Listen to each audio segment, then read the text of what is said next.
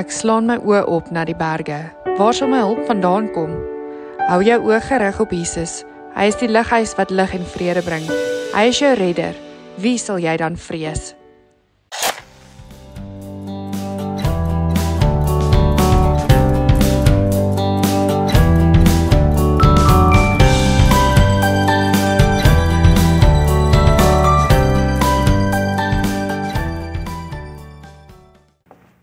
Dit is lekker om die Here so te dien. Amen. Dit is so lekker om te sing van sy goedheid. Dit is so lekker om te sing van die openbaring van wie ons glo God is en wat hy dink van ons. Maar terwyl ons sing vanmôre, wonder ek of ons regtig altyd luister na wat ons self sing. Ek wonder net of jy wat hier sit vanmôre regtig bewus is van hoe special, hoe kosbaar jy vir die Here is, dat hy jou sy kind noem. Onthou, jy verdien dit nie, né? Jy verdien dit nie, ek verdien dit nie. Vanmôre is hier die jongste van my hier by my en hy wil liewer daar agter wees, maar ek dwing hom om hier voor te wees. En op 'n stadium staan hy op en hy sê, Dad, kan ek vir jou bid vanmôre voor jy opgaan? Hy is so frustreerd soos ek is met hom partymal, en so vies soos ek partymal kan wees, bring hy vreugde en blydskap na my hart toe. En ek wil vanmôre vir jou sê, so frustreerd dink ek, soos God soms kan wees met ons, bring jy blydskap na hom toe, en jy is vir hom kosbaar. Amen. Ek wil begin vanmôre deur 'n getuienis. Oom Ben, gaan oom vir my na vore toe kom. Ek wil hê oom moet oom sy getuienis met ons deel. Tot aanleiding van die preek.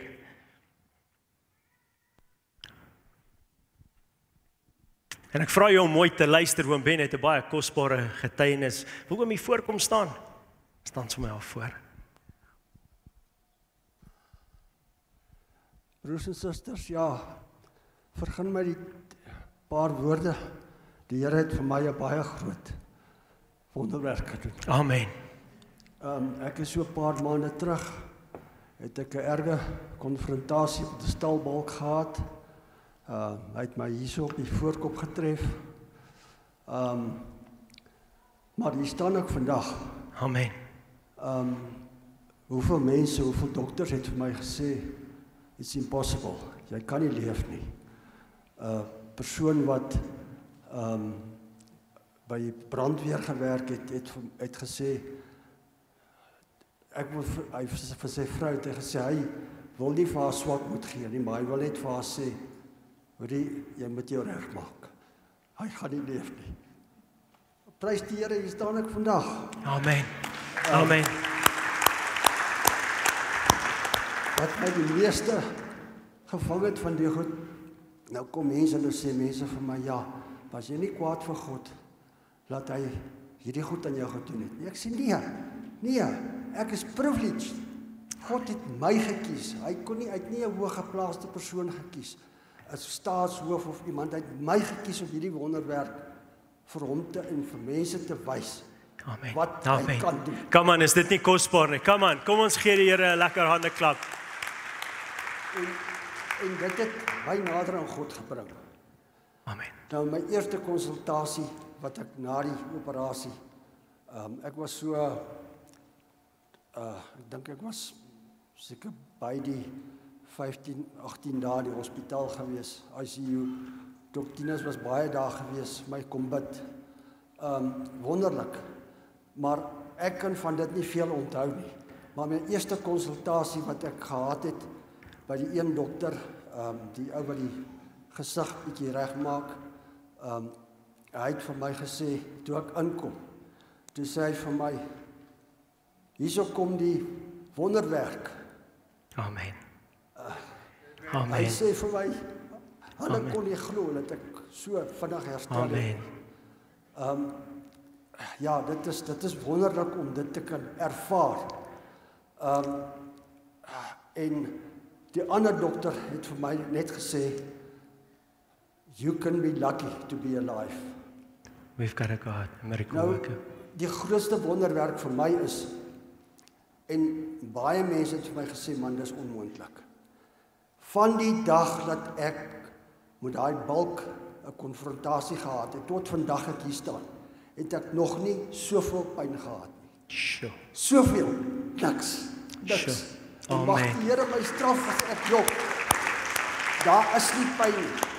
Nou wat noem 'n mens dit anders as 'n wonderwerk? Ja. Wat noem 'n mens dit anders as 'n wonderwerk? Amen. Amen.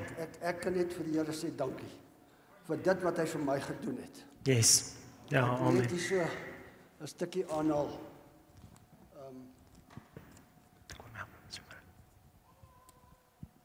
In Korintiërs 1 Korintiërs 1 vers 31 sê hy, daarom staan dit in die skrif, as iemand wil spog, laat hom spog oor wat die Here vir hom gedoen het. Amen. Amen. Nou dit is wat vir my van belang is.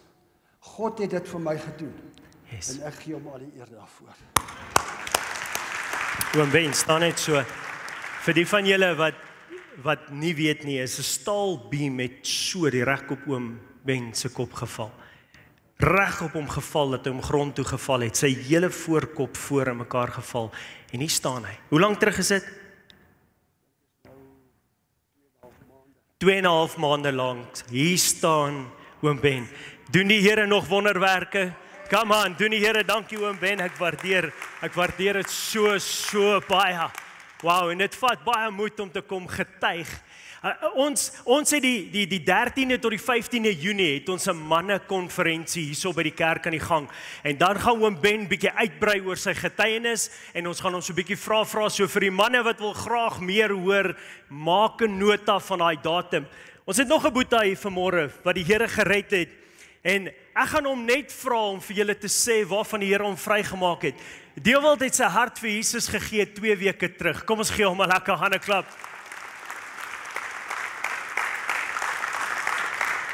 Hy het sy hart vir die Here gegee 2 weke terug en vanaand word hy gedoop. Maar ek het hom gevra om net vinnig vir julle te noem waarvan Jesus hom vrygemaak het 2 weke terug. Goeiemôre kerk en almal wat hier is, baie welkom. Ja, ek het vandat ek 10 af is, het ek gelewe in homoseksualiteit en losbandigheid, gedrink, was te mekaar met dwelms en ja, die Here het my lewe gechange. Amen. En die wat jy weet nie, homoseksualiteit is nie net die gay of saam met 'n man slaap nie. Dit is jou hele lewe. So my hele lewe het verander en die blessings wat ek gekry het van daar af tot nou toe is groot. Maar soos Dani sê, kom die Junie, kom die 13de, daai naweek, dan sal ons getuig en dan sal julle hoor presies hoe en alles gebeur. Come on, het die Here hom vrygemaak. Amen, amen. Dinge wat die wêreld sê die Here kan nie doen nie, doen God vandag nog. Hy's nog steeds 'n wonderwerkende God en ons het mediese, ons het dokters in ons gemeente. En ons is so dankbaar vir hulle en wanneer ons getuig oor goed soos hierdie, dan is dit nie vir enige oomblik omdat ons sê die dokters weet nie wat hulle doen nie. Ons weet, hulle weet wat hulle doen. Hulle is geleerd en hulle gee hulle beste, maar wanneer 'n dokter sê ek kan dit nie meer doen nie, of wanneer 'n dokter sê jy is die wonderwerk man, dan weet ons. Dan getuig hulle van 'n hoër hand. Wanneer die wêreld sê daar's sekere sonde waarvan God jou nie kan vrymaak nie, wat die wêreld jou so vashou en jy kan nie van loskom nie, dan kom die Here en hy maak nog steeds vry. Ons dien 'n wonderwerkende God. Amen. Nou ek wil vanmôre graag met jou praat oor die ding wat oom Ben genoem het toe ek vroeër die week by hom gekuier het. En ek vra hom, ek sê oom Ben, wat sê ons vir mense daar buite wat 'n wonderwerk nodig het? En hy sê vir my, Dani, hulle moet glo.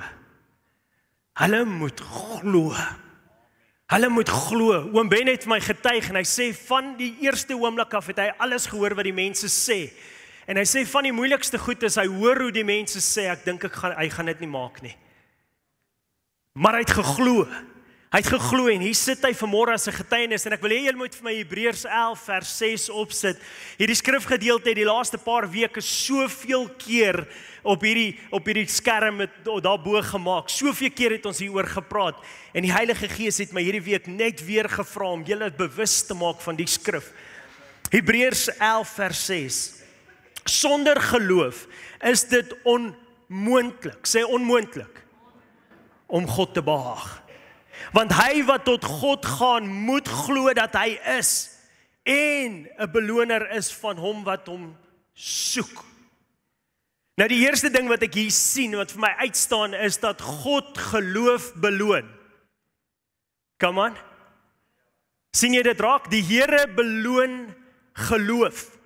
Die tweede ding wat hier uitstaan, wat die Heilige Gees my wys hierdie week, dit het my hele week omver gegooi, as ek dit so kan noem, is die feit dat ek en jy iets kan doen om God te behaag. Come on, jy's net mens.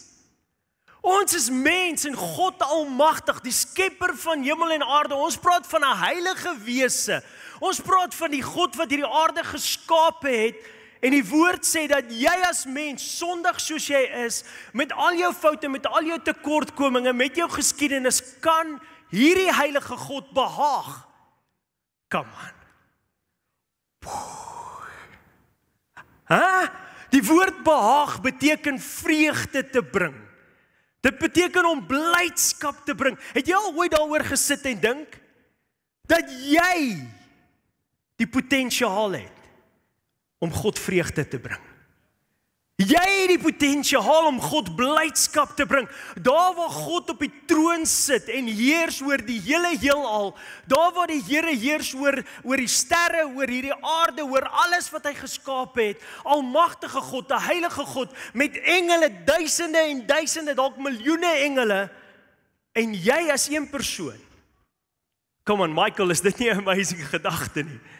Jy as een persoon in hierdie wêreld in 2024, 25 en volgende jaar en die jaar daarna, jy as een persoon het die vermoë om 'n smile op hierdie God se gesig te sit. Come on. Toe ek hierdie week aan dink, is dit soos dis onmoontlik. Dit kan nie wees wat die skrif bedoel nie, maar dis wat hy sê. En terwyl ek daarmee tyd spandeer, sê die Heilige Gees, gaan lees wat het ek vir my profeet Sefanja gesê. En ek wil hê julle moet saam met my lees, maar ek gaan net eers vir Sefanja 1 vir julle lees, dat jy hoor wie is Sefanja. In die tyd toe Josia koning van Juda was, het die Here vir Sefanja 'n boodskap gegee. Wie het vir hom 'n boodskap gegee? Die Here het hom 'n boodskap gegee. Die Here kom en hy gee Sefanja die volgende boodskap, en ek wil hê jy moet mooi luister, en jy kan saam met my lees hoofstuk 3 vers 14. Die mense van Israel moet hulle blydskap wys deur te sing en te juig. Het jy hom? Jy kan hom opsit daar, Sefanja 3 vers 14. Dankie Boeta. Die mense van Israel moet hulle blydskap wys deur te sing en te juig. Hierdie is 'n boodskap wat God aan die mense gee, aan die volk gee, en hy sê, julle moet julle blydskap wys deur te sing en te juig. Julle moet julle blydskap wys. Elkeen se hart moet oorloop van blydskap en vreugde. Die Here sal hulle nie langer straf nie. Hy jaag ook al hulle vyande weg. Die Here is die koning van Israel en hy bly by hulle. Amen. Hulle hoef daarom vir niks meer bang te wees nie. Ek wil hê jy moet hoor wat gebeur wanneer Jesus jou koning word. Wanneer God jou koning word, wanneer hy die koning word van jou hele lewe, wanneer jy hom toelaat om daai ereplek in jou lewe in te neem. Hy sê, hulle hoef daarom nie meer bang te wees nie. Die tyd het gekom dat Jerusalem se mense nie langer hoef bang of moedeloos hoef te wees nie, want die Here is by hulle. Die Here is, hoor wie is God? Hoor wie is God? Die Here is soos 'n held, wat hulle, kan ek hierdie verander na julle toe? Die Here is soos 'n held, wat jou kom red, en hulle wenners maak. As hy aan jou dink, Kom sê vir die persoon langs jou, aan jou dink. As hy aan jou dink, raak hy baie opgewonde en bly. Come on. As die Here aan jou dink, dan raak hy baie opgewonde en bly. Sy liefde vir jou maak hom rustig en laat hom tevrede voel. Ons praat hier van 'n allerheilige God. Ons praat hier van die skepper van hemel en aarde. Hy sal sommer soos wat hulle by 'n fees maak, hardop sing om te wys dat jy hom bly maak. Come on. Hierdie is die God wat ons dien. Hierdie God, hy sê, hy sal soms soos hulle by 'n fees maak, hardop sing. Die Here sal met blydskap sing, omdat jy hom bly maak. Kom aan, Ian, omdat jy iets in die week gedoen het, wat sy hart bly maak, sal hy met vreugde sing. Oom Dawie, omdat jy hom dien, sal hy met vreugde sing. Omdat jy sy naam aanroep, sal hy met vreugde sing. Man, hy sal nie stil bly nie, want jy is sy kind. En wanneer jy sy naam groot maak, oom Ben, wanneer jy getuig, dan is daar vreugde. Vreugde by die Here. Hy hou nie sy vreugde in nie, en daarom sê hierdie profeet Sefanja, die mense van Israel moet hulle blydskap wys deur te sing en te juig. Ons kan nie stil bly as ons God so oor ons voel. Wie is ons om dit nie selfe te doen nie? Come on, as jou God in die hemel met blydskap sing oor wat jy doen en oor omdat jy sy kind is, hoekom sal ek en jy nie met blydskap terugreageer teenoor hom nie? Hy is ons God, met blydskap reageer ons teenoor hom. En is so mooi as ons verder gaan en hulle dit nie op die skerm nie, dan sê hy sal die rampe wegvat. Hy sal hulle vryheid herstel. Die Here sal die hulpelose mense en die wat uitgestoot is uit die samelewing sal hy help. Verder sal hy ook hulle naam en ere herstel, sodat hulle nie meer skaam hoef te wees nie. Die Here sal laat die wêreld hulle respekteer en met respek en ag behandel. Die Here sal die negatiewe in die positiewe verander, want hy jubel oor hulle. Want wanneer hy na hulle kyk, dan sal daar blydskap in sy hart. Come on, halleluja. Wanneer die Here na jou kyk, dan verbly hy. Hy het 'n blydskap, hy het vreugde omdat jy sy kind is. En die vraag is hoekom? Hoekom sal die Here hierdie goed doen? Want jy het hom gekies. Jy het hom gekies. Kan jy dink dat jy as mens, kom aan, een persoon die vermoë het om 'n heilige God, 'n almagtige God te maak smile? Kom aan. Jy wat dalk hier sit vanmôre en jy voel maar ek maak nie eers my lewensmaat smile nie. Ek kry dit nie eens reg om die mense rondom my te maak smile nie. Die Here van die hemel wil vanmôre vir jou sê, jou God, jou Vader wil vanmôre sê, hy smile wanneer hy na jou kyk. Hy verbly hom in jou want jy het hom gekies. In Genesis 6 vers 6 dan vind ons dat, en ek dink, ek mag verkeerd wees, maar ek dink is die enigste plek in die Bybel waar ons dit vind, maar dan vind ons in die dae van Noag, dat die Here sê, dit het my berou, dat ek die mens gemaak het, want hulle grief my. Dit het my berou, want ek grief my, my hart is seer, daai woord grief word omgeskryf, hulle het my hart seer gemaak. Nou ek wonder baie keer of besef ons, dat ons dien 'n God met gevoelens. Ons dien 'n God wat uiter daaraan gee. Ons dien 'n God wat reageer op hoe ons reageer. En hy het woord sê daar, want hulle het van God vergeet. En dit het hom seer gemaak. Dit het hom hartseer gemaak. Toe Jesus Christus kom, en hy word gedoop, toe kom daar 'n stem uit die hemel uit, wat die volgende woorde sê, hierdie is my seun, in wie ek 'n welbehae het. Hierdie is my seun wat my trots maak. Hierdie is my seun wat my vreugde bring. Hierdie is my seun wat vir my blydskap bring. Hierdie is my seun wat my bly maak, oor wie ek jubel en juig. Hierdie is daai seun, en ek het hom na die wêreld toe gestuur as voorbeeld vir julle. Is dit nie? God het Jesus na die wêreld toe gestuur as voorbeeld vir my en jou, sodat ons meer soos Jesus kan word. Amen. sodat ons minder soos onsself kan wees en meer soos Jesus.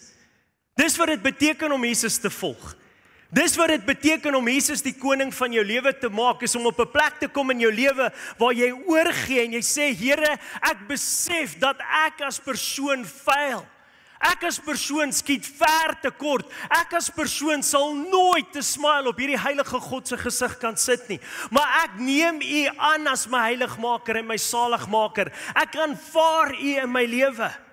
En die oomblik wat jy dit doen, dan sê ons, as jy wedergebore en dan sit jy 'n smile op die Here se gesig. Kom aan, die woord sê dat die engele in die hemel vier fees wanneer een siel tot bekering kom. Wanneer jy tot bekering kom, die dag toe jy sê, Jesus, hier's ek, toe word daar 'n party in die hemel gehou, want jy het gesê, Jesus, jy's my God. Kom aan, dis die vermoë wat ek en jy het. Dis wat ons kan doen. En Jesus het gekom sodat ek en jy ook nou daarin kan leef. Sodat ek en jy ook in daai volheid kan leef en dit kan sien. Dit is waaroor die Nuwe Testament gaan. Die feit dat die Heilige Gees aan ons gegee is, want sonder die Heilige Gees sal geen mens God sien nie. Die woord sê, sonder heiligmaking sal geen mens die Here sien nie. Sonder die Heilige Gees sal geen mens heiligmaking beleef nie. Maar wanneer ons die Heilige Gees in ons het, dan tog lei die Heilige Gees van God ons. En tog lei die Heilige Gees van God ons van een plek na 'n volgende plek. En hy help ons om keuses te maak wat net weer en weer 'n smile op die Here se gesig sit. Wat weer en weer maak dat hy in vreugde jubel, want jy is sy kind. Dink aan dat klein dingetjie wat jy deur die week doen. 'n Klein dingetjie wat jy doen kan maak dat die Here smile. Kan maak dat die Here bly is. 'n Klein dingetjie. Iets wat jy sê. Wanneer ek en jy in geloof optree. Wanneer ek en jy in geloof optree, dan sit ons 'n smile op God se gesig. Come on. Wanneer ek en jy in geloof, die profeet kom na Israel toe en hy sê, die mense van Israel moet met blydskap wys, deur te sing en te juig. Op daai stadium het daar nog niks gebeur nie. Kom, dis 'n profetiese woord, né? Op daai stadium het daar nog niks verander nie. Die profeet sê, julle moet julle blydskap wys. Dis tyd dat julle jubel en juig. Dis tyd dat julle blydskap wys aan die mense rondom julle, want julle God is julle koning. Die Here het julle koning geword. Die Heilige Gees is by julle. Die Here het julle vergewe. Hy roep julle aan as kinders. Dis tyd dat jy ophou daar sit met so suur gesig en dis tyd dat jy hom begin loof en prys en met 'n jubel en 'n gejuig, want hy het jou lief. Al sien jy dit nie, al beleef jy dit nie, al voel jy dit nie. Dis tyd dat jy dit doen en dis tyd dat jy dit in geloof doen. Want God het soveel vir jou gedoen. Soveel vir jou gedoen. Die mense van Israel moet hulle blydskap wys deur te sing en te juig. Elkeen se hart moet oorloop van blydskap en vreugde. Die Here sal nie langer hulle straf nie. Die dag toe jy jou hart vir Jesus Christus gee, toe breek daai straf. Die dag toe jy wedergebore is en jy bely jou sonde voor God en jy neem hom aan as jou redder en jou saligmaker, toe breek die straf. Al daai jare se sonde, al daai jare se teleurstelling, al daai jare se verkeerd maak. Die oomblik wat jy na die Here nader en jy bekeer jou, jy bely jou sonde, dan breek daai straf. Amen. Come on. En daarom kan ons verbly, want hy is die koning van ons. Mense sê, maar wie is Israel? Ek wil julle graag wys vanoggend wie Israel is. Want Israel is nie net 'n volk nie, maar Israel was ook 'n persoon. Die persoon Jakob, ken julle vir Jakob? Blaai saam met my na Genesis 32 toe.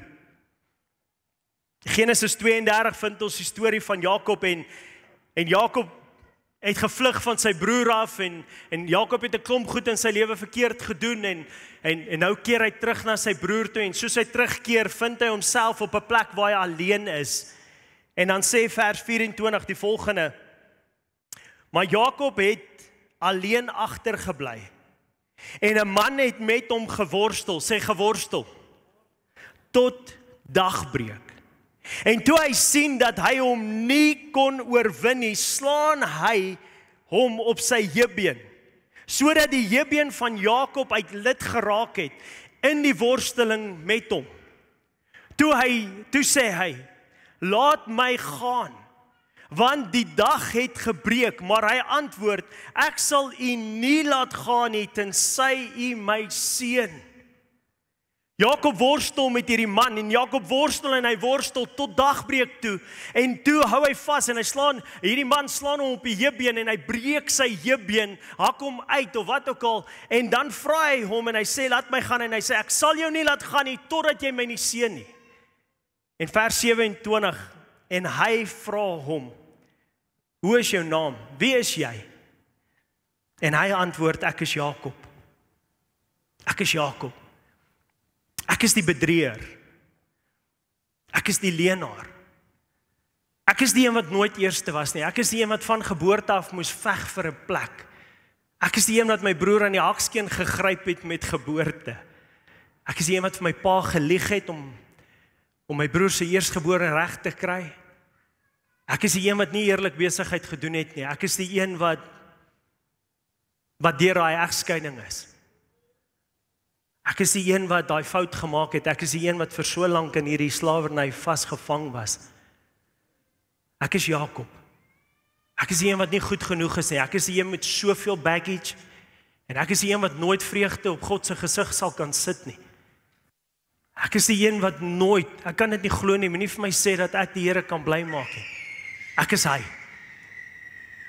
En toe sê hy, jy sal nie meer Jakob genoem word nie, maar Israel.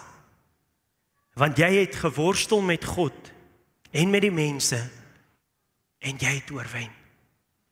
Weet jy wie is Israel? Israel is die wat bereid is om te worstel met God, totdat hulle oorwin. Kom nou, Israel is die wat bereid is om te worstel met God, totdat hulle oorwin. Dis hy wat bereid is om aan te hou, totdat hy deurbraak kry. Dis hy wat bereid is om met God te worstel, dat selfs wanneer hy in geloof struikel, hy nie laat gaan aan die voet van die Here nie. Dis hy wat bereid is dat selfs wanneer hy in ongeloof opgetree het, dag na dag, vir jare lank, sy rug op die Here gedraai het, op 'n dag terugkeer na God toe, en vashou en sê, Here, ek gaan nie laat gaan nie, totdat jy my nie seën nie. Dis hy wat soms twyfel. Kom aan, wie van julle twyfel soms? Wie van julle sit soms op 'n plek en jy bid en jy twyfel en jy wonder, maar gaan die Here regtig hierdie gebed beantwoord? Gaan die Here regtig vir my deurkom? Gaan hy regtig 'n weg maak? En jy twyfel en jy dink aan die skrif wat sê, 'n man wat twyfel moenie verwag dat hy iets gaan ontvang nie. En jy wonder, maar dan waar is my geloof? Wie is Jakob? Jakob is die ou wat op daai oomblik nog steeds aan God se voet vasgryp en nog steeds bid, nog steeds sy Bybel lees, nog steeds kerk toe gaan, nog steeds die sel join, nog steeds doen wat hy moet doen, nog steeds vashou aan die Here selfs in ongeloof, want hy glo dat God hom kan seën. Jakob, Israel, is die een wat nie laat gaan nie en bly worstel met die Here selfs in die moeilikste van die moeilikste tye. Jy sien jouself as Jakob, maar God sien jou as Israel. Jy sien jouself as Jakob, jy sien jouself as die een wat misluk het, bedrieg het, slegte goed gedoen het, wat nie goed genoeg is nie, wat die Here soveel keer teleurgestel het, wat hy nooit sal kan gebruik nie, wat hom nooit sal maak smile nie. Danie, hoe kan ek vreugde op die Here se gesig sien? Maar die God, die skepper van hemel en aarde, sien jou as Israel. Die een oor wie ek my verbly, die een na wie ek kyk, en wanneer ek na hom kyk, ek maak soos hulle maak by feeste, soos hulle maak daar langs die sportvelde, dis wat die woord daar sê, ek maak soos hulle maak daar, soos die mense maak, wanneer hulle jubel en juig. Die God, die skepper van hemel en aarde sê, ek sien jou soos Israel, en wanneer ek na jou kyk, en ek sien my seun Jesus Christus, dan verbly ek myself. Dan verbly ek myself, want jy's my kind, want jy's bereid om te worstel met my. Jy's bereid om vas te hou. Jy het geworstel met God en met mense. Jy het bereid om te worstel met die gedagte van onvergifnis. Come on. Ek dink een van die moeilikste goed in ons Christelike geloof is die feit dat ons moet vergewe. Die feit dat ons die ander wang moet draai. Vir wie kom dit maklik? Dis een van die moeilikste goed. Ek dink nie daar gaan 'n week verby wat ek voel iemand het my te nagekom nie. Hallo, of dit op die pad is, en of dit by die werk is, en of dit finansiëel is, en of dit geestelik is. Ek dink nie daar gaan 'n week verby wat ek nie somewhere voel, maar ek het die reg om hierdie persoon te haat nie. Ek het die reg om hierdie persoon terug te kry. Is dit net ek?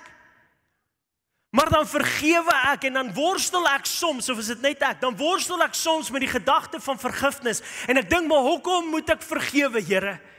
Hoekom moet ek hierdie persoon vergewe as hy dit net weer gaan doen? Hoekom moet ek vergewe? En dan sê die Here, want solank as wat jy met my worstel, gaan ek jou seën. Solank as wat jy met my worstel oor hierdie gedagte, gaan ek vir jou deurbraak gee. Solank as wat jy met my worstel, gaan jy oorwinning kry. Omdat jy bereid is om te worstel met my. My nie laat gaan nie. Omdat jy bereid is om te worstel met hierdie haatgevoelens wat jy binne jou het. Moenie hand opsteek nie, maar hoeveel van julle dra vanmôre soveel haat in jou hart? Soveel haat in jou hart vir iemand in die verlede, vir iets. Soveel haat. Soveel haat vir 'n ander ras. Soveel haat vir 'n ma of 'n pa of 'n onderwyser. Soveel haat vir 'n besigheidsvernoot of jou broer of suster. Maar jy sit vanmôre hier omdat jy bereid is om te worstel met God. Come on. Jy sit vanmôre hier nie omdat jy opgegee het nie, nie omdat jy die Here se voet laat gaan het nie. Jy sit vanmôre hier omdat jy bereid is om te worstel met hierdie gedagte. Jy loop nie hier weg en jy wip jouself vir die pastoor omdat hy alweer praat oor vergifnis of vir die feit dat ons moet lief hê nie. Jy's bereid om te worstel met hierdie gedagte en die Here sê, ek verbly my oor jou, my kind. Jy maak my hart so bly dat jy bereid is om te worstel met hierdie goed. Ons het nie 'n hoëpriester wat nie medelee kan hê met dit wat ons deurgaan nie. Hy weet hoe moeilik dit is. Hy weet hoe moeilik dit is en wat hy vanmôre vir jou wil sê en vir my wil sê, solank jy bly worstel en nie laat gaan nie. Jakob het nie met God gestoei en hom weggestoot nie. Gaan kyk na die skrifgedeelte. Hy het aan hom vasgehou. Hy het aan hom vasgeklou. Soveel so dat die engel van die Here of dat God homself, wie dit was, hom op die heup moes slaan en sy heup uithak of breek om los te kom. Hierdie man is nie iemand wat van die Here af wou wegkom nie. Dis iemand wat geweet het dat die antwoord lê by God. En al het dit om die hele aand gevat om te worstel met hierdie onvergifnis, met hierdie haat, met hierdie seer, met hierdie teleurstelling, met dit waardeur hy gaan, met sy ongeloof, met sy twyfel. Al het dit om die hele aand gevat, al vat dit 'n jaar, al vat dit 10 jaar, sou Jakob vasgehou het.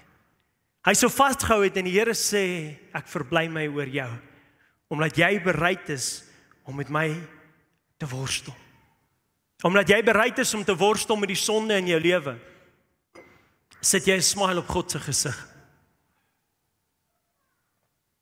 Kom nou, wie van julle is sonder sonde? Volgend, yes, want hopelik het jy dit bely net voor jy gekom het. En tot nou het jy nog nie weer gesondig nie. Want hopelik is die kerk die enigste plek waar ons nie sondig nie. En mekaar nie beskinder nie, of vuil uitkyk nie. Maar die Here sê vanmôre vir jou, omdat jy bereid is om te worstel met daai sonde in jou lewe. Dink is Petrus wat skryf en sê ons moet ten bloede fight. Ons moet ten bloede geveg opsit teen die sonde in ons lewe. Hebreërs skryf en hy sê breek los van daai sonde wat jou so omring en verstrik en jou terughou. So belangrik vir ons om te worstel met hierdie goed in ons lewens. Dit is so belangrik vir my en jou om te sê ek kan nie gemaklik raak met die sonde in my lewe nie. Sê vir die persoon langs jou, ek kan nie. Come on. Ja, maar net as jy dit bedoel, sê persoon, ek kan nie gemaklik raak met die sonde in my lewe nie. Ek kan nie. Ek moet daarmee worstel. Hoe voel jy wanneer jy iets verkeerd gedoen het? Hoe voel jy? Ek en Ian praat in die week en hy sê pastoor, as hy 'n fout maak, voel jy darm as sleg. Jy voel so sleg, jy voel so sleg. Daar's een van twee goed wat gebeur wanneer jy so sleg voel. Of jy kry 'n skuld en 'n guilt feeling en jy beweeg weg van God af, of jy besef dat jy moet teruggaan na God toe. Jy moet teruggaan na die Here toe en jy moet sy aangesig gaan soek. En jy moet hom vra om jou te help. Jy moet hom vra om jou deur hierdie ding te help. Daar is sonde in my lewe. Ek wil jou vanmôre raad gee. Ek wil jou vanmôre bemoedig hiermee. Daar is sonde in my lewe wat ek oorkom het omdat ek bewus is van die verhouding wat ek het met God. Nie van die wet wat ek probeer onderhou nie. Hoor my vanmôre, daar is sonde in my lewe wat ek oorkom het, nie omdat ek goed wil reg doen en hierdie goed moet reg doen en die goed moet reg doen om 'n smile op God se gesig te sit nie. Maar daar's goed in my lewe wat ek oorkom het omdat ek bewus is van die verhouding wat ek het met God. Wanneer ek 'n verhouding het met 'n persoon, gaan dit oor wat? Dit gaan oor wederwysige respek. Dit gaan oor iets meer as wederwysige respek. Dit gaan ook oor gevoelens. Kom aan. Wie van julle se huwelik sal dit maak as jy en jou vrou net besluit of jy en jou man net eenvoudig besluit ons fokus glad nie meer op mekaar se gevoelens nie. Glad nie. Ek gee nie om wat jou kwaad maak nie en ek gee nie om wat jou bly maak nie. Want dan gaan dit werk. Dit maak nie meer aan my saak of ek iets sê wat jou hart seer maak nie. Ons fokus nie meer op gevoelens nie. Daar's goed in my lewe wat ek oorkom het omdat ek weet dit gaan die Here hartseer maak. Ek weet dit gaan die Here hartseer maak as ek hierdie ding doen. En weet jy wat se sonde is dit gewoonlik? Dis die sonde wat jou toekoms beïnvloed. Dis die sonde wat God se plan vir jou lewe beïnvloed. Wat God hartseer maak. Want sy hart en sy plan vir jou is 'n hoopvolle toekoms. Sy hart en sy plan vir jou lewe is 'n geseënde lewe, is 'n goeie lewe, is 'n lewe van oorvloed. En wanneer ek en jy dan sonde doen wat 'n impak het in jou lewe, dan maak dit die Here ontsaglik hartseer. En daai gedagte maak dat ek van daai sonde ophou doen het, want ek kan dit nie oor my hart kry om hierdie God wat vir my in 'n kruis gesterf het, so seer te maak nie. Daai gedagte maak dat ek daarvan wegdraai en op die oomblik sê, nie hierdie ding nie. Dis vir my belangriker om 'n smile op die Here se gesig te sit. Daar's sonde wat die Here kwaad maak. Kom nou. Wanneer ek en jy dinge doen teen ander mense, wat ander mense seer maak, wat ander mense se lewens beïnvloed, wat ander mense se toekoms beïnvloed, dan maak dit God ontsaglik kwaad. Waar is die moeders in hierdie huis? Steek jou hand op as jy 'n ma is. Okay. Wie van julle het al 'n geval gehad waar jou kind by die huis kom van die skool af en iemand het hom te nagekom? Hæ? Hoe voel jy? Voel of jy 'n hoof van sy kraag kan gryp en die arme hoof was nie eers in die klaskamer nie. Né? Net so is daar dinge wat ek van bewus is dat ek dit nie kan doen nie. Ek kan nie hierdie ding doen aan my kind nie, want dit sal die Here so kwaad maak. Dit sal die Here so ongelukkig maak as ek so optree teenoor jou. En ek wil nie, want ek staan in 'n verhouding met my lewendige Vader. Ek staan in 'n vader-seun verhouding en ek wil nie my Vader so kwaad maak nie. Nou, die vraag sou wees, okay, nou wat van as die Here kwaad word? Die Here straf ons nie soos in die Ou Testament waar jy jou been breek of jou besigheid laat bankrot speel nie. Die woord leer ons dat die woord van God kom tugtig ons. Kom nou. Die woord van God kom tugtig ons. En wanneer ek en jy sonde doen wat die Here kwaad maak, dan is dit soms nodig dat ek en jy die woord van God hoor soos dit is. En baie keer is dit nie maklik nie. Baie keer is dit nie maklik nie. Want 'n pak slaag is nooit maklik nie. Dis nooit in die oomblik goed, of dit voel nooit in die oomblik goed nie, maar wat is die uitwerking daarvan? Jy sien, die feit dat ek in 'n verhouding staan met my hemelse Vader het gemaak dat ek bewus word van hoe hy ook hieroor voel. God is nie net in die hemel van ons verwyder nie. Ons sing Immanuel, God met ons. Ons sing dit. Ons sê ons beleef die Here, ons sê hy is hier, hy's nie ver nie, ons sê hy is by ons. Maar wat van in daai oomblikke wanneer ons worstel? Wat van in daai oomblikke is ons bewus van hom? En die Here sê vanmôre vir jou en vir my dat die feit dat ek en jy bereid is om te worstel, die feit dat ek en jy bereid is om te worstel met hierdie sonde in ons lewens, bereid is om te worstel met hierdie dinge wat mense aan ons doen, bereid is om te worstel met ons ongeloof en nie laat gaan nie, sit 'n blydskap, sit 'n vreugde, sit 'n smile op sy gesig. Die feit dat jy bereid is om aan te hou, Die feit dat jy bereid is om nie oor te gee nie. Hy verbly hom oor jou. Want jy is hier vanmôre. Jy's hier vanmôre. Jy luister dalk na hierdie boodskap. En ek wil hê jy moet teruggaan na Hebreërs 11 vers 6 toe. Jy's hier vanmôre. En die feit dat jy hier is vanmôre sê vir my dat jy bereid is om te worstel. Jy's bereid om met hierdie gedagtes te fight. Jy's bereid om aan hierdie goed te werk in jou lewe. Jy's bereid om te hoor dat jy moet vergewe al wil jy nie. En jy's bereid om dan terug te gaan en 'n effort te maak om dit wel te verander. Jy's bereid om hiernatoe te kom op 'n Sondagoggend en te hoor dat jy kan nie aanhou sondig nie. Dis nie hoe genade werk nie. Ons kan nie onder die genade van die Here nou as 'n dekmantel gebruik vir ons sonde en net voortleef daar nie. Dit werk nie so nie. Jy's bereid om met daai gedagte te worstel, want jy weet wie jou God is, jy weet wie jou koning is. En omdat jou koning op die troon sit en omdat jou koning na jou kyk en jy het Jesus Christus aangeneem as jou redder en saligmaker, omdat jou koning bereid was om mens te word en vir jou te sterf, hy het reeds vir jou gewys hoe lief hy jou het, is jy bereid om te worstel met hierdie gedagtes. En jy sit vanmôre hier en die Here het my hiernatoe gestuur om vir jou te sê, jy, sê vir die persoon langs jou, jy. Ja man, kyk het liefst vir die persoon. Jy wat hier sit vanmôre, jy wat na hierdie uitsending luister, jy sit 'n smile op God se gesig. Jy bring hom vreugde want jy's bereid om te worstel met hierdie goed. Dis nie 'n maklike lewe nie. Kom, wie van julle het 'n maklike lewe?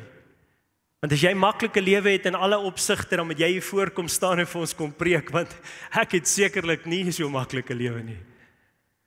Maar die feit dat ek weet wie my God is, maak dat ek bereid is om te bly worstel en aan sy voet vas te gryp, op my knieë voor sy voete te val en aan sy voet vas te hou, totdat hy my seën, totdat hy my daai oorwinning gee, totdat hy my daai deurbraak gee. Hebreërs 11 vers 6, en ek sluit af met die gedagte, sonder geloof is dit onmoontlik om God te behaag. Want hy wat tot God gaan, moet glo dat hy is en 'n beloner is van hom wat hom soek. Ons het gesê, ons sien hier dat God geloof beloon. Maar wat is die geloof waarvan hier gepraat word? Dit is om na God toe te gaan. Dit is om hom te soek.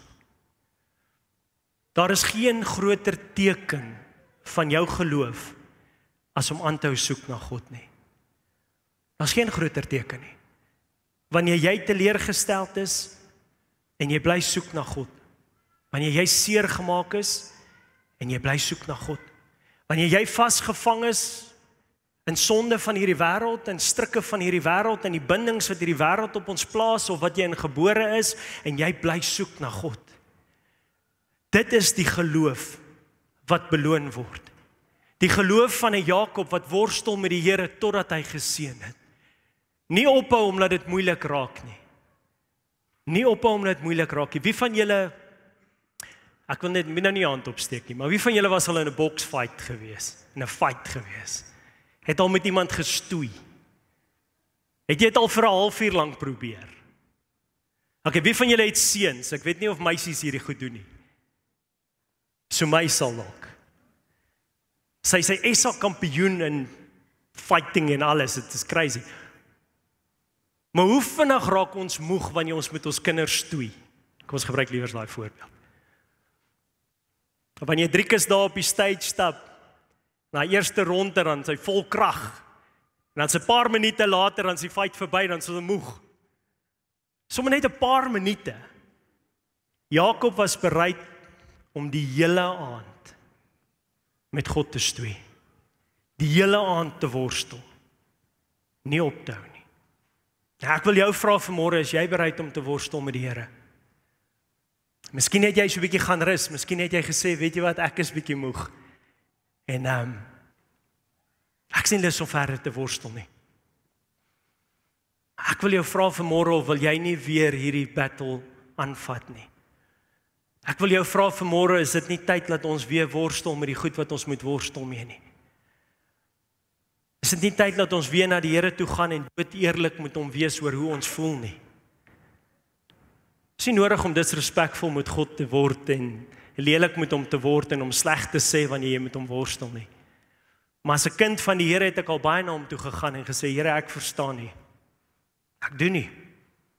Ek weet nie eers of U 'n plan het nie. Ek weet nie eers wat die plan is nie. Ek weet nie hoe hierdie ding gaan uitwerk nie. Ek weet nie wat om verder te doen nie. Ek weet nie wat sy antwoord nie. Ek weet nie. En ek vra U, antwoord my. Het julle al so gebed gehad?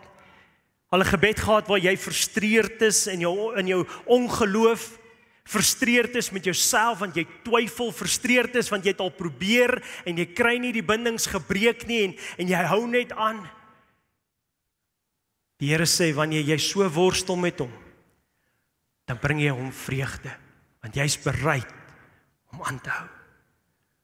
Maak jou oë toe, asseblief. Ons Hemelse Vader, vanmôre terwyl ons hier sit, is ek so bewus van stikkende harte en teleurstellings. So bewus van mense wat moeg is. Die kinders wat moeg is, moeg gefight, moeg geworstel. Here, en ek dink die moeilikste ding waarmee ons worstel in hierdie lewe is die gedagte dat ons U teleurstel. Vir my is die moeilikste ding in hierdie lewe die gedagte dat ek U teleurstel, dat ek nie goed genoeg is nie. Die gedagte dat ek 'n Jakob is. Die gedagte dat ek 'n bedrieger is, 'n leienaar is. Dat ek nie opreg is nie, dat ek nie doen wat ek voorstel is om te doen nie, dat ek nie succeed waar U wil hê nie. Vanmôre kom U, Here Jesus, en U het my 'n woord gegee en die woord sê om vir U kinders te sê dat hulle is nie 'n Jakob in U oë nie, maar hulle is 'n Israel. En dit hulle moet hulle verbly in U, want wanneer U na hulle kyk, dan sien U seun Jesus Christus aan die kruis hang. U sien hom, hulle skoon gewas deur sy kosbare bloed. En U sien die oorwinning wat daarin en deur Jesus Christus is, en dit sit, 'n smile op U gesit. Dit bring U vreugde en blydskap. Here Jesus, ek wil vanmôre bid vir elke persoon wat hier sit vanmôre. Ek wil vra dat die Heilige Gees deur hierdie auditorium sal beweeg en by elkeen sal stil staan. Here, as daar mense is wat vanmôre hier sit en heiliglik in 'n worsteling met U is. Heiliglik besig is om met U te worstel oor goed in hulle lewens waar hulle nie noodwendig antwoorde kry nie. Nie noodwendig deurbraak het nie. Dan wil ek vra dat die Heilige Gees nou by hulle sal stil staan. Ek wil jou vra as dit jy is of jy jou hand sal opsteek daar waar jy sit. Ek wil jou vra as jy op hierdie stadium 'n plek is waar jy worstel met die Here, dankie Boeta, dankie. Dankie sis, as jy op hierdie stadium worstel met die Here oor goed en jy soek antwoorde en jy wil nie kry dit nie, wil ek jy steek jou hand op. Ek gaan na afloop van hierdie gebed gaan ek jou vra om vorentoe te kom want ek wil vir jou bid. En ek wil jou salf. Ek wil nog 'n uitnodiging maak vanmôre. Jy vanmôre hierso sit en jy voel maar Danie, ek ken nie die Here so nie. Ek ken nie die Here op so 'n intieme plek waar ek bewus is van sy hart nie. Vir my gaan dit oor wette onderhou en vir my gaan dit oor reg en verkeerd want die wet sê so, maar ek het nog nooit Christus ingenooi in my lewe en hom my saligmaker, my redder gemaak nie. Ek het nog nooit hierdie intieme verhouding met die Here beleef nie en ek voel dis tyd dat ek my hart vir hom gee. Dis tyd dat ek 'n keuse maak en vir hom begin leef. Dan wil ek jou vra om jou hand op te steek waar jy is. Amen. Prys die Here. Ja, wow, prys die Here. Prys die Here, prys die Here. Ek gaan julle ook nou vra om vorentoe te kom. Ek wil saam met julle bid. Ons Here Jesus, ek vra vanmôre dat elke hand wat opgegaan het, is omdat U Gees in die harte gewerk het en my gebed is Here dat wanneer ek amen sê, dat U Gees elkeen van daai mense die vrymoedigheid sal gee om hier voor te kom staan met geloof op te staan en hiernatoe te loop, want hulle weet, dit gaan nie in my gebed nie, maar dis omdat U hier is en U vandag 'n kosbare ding in hulle lewe wil doen. My gebed is, Here, dat U elke persoon wat vanmôre hier is en elke persoon wat gaan opstaan, net wonderbaarlik sal aanraak en in hulle lewens sal ingryp. En in hierdie tyd van worsteling, deurbraak sal gee, seën hulle, Here Jesus. Dis my gebed vanmôre, Here. Ek vra dit in die kosbare naam, amen.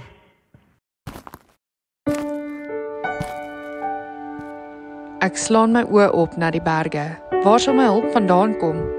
Hou jou oë gerig op Jesus. Hy is die lighuis wat lig en vrede bring. Hy is jou redder. Wie sal jy dan vrees?